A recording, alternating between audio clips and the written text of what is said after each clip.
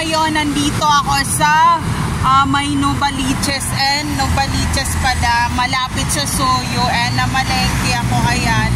And gamit ko naman yung bisikleta. Ayan yung bisikleta. Sobrang init. Ang init talaga. Tapos, ang problema ko, itong upuan ko, dumudulas pa siya. Ayan.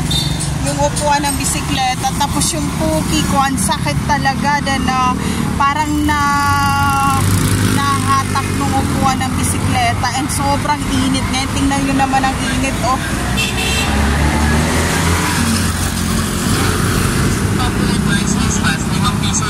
Plastic, lahat ng klase, pambata, matanda.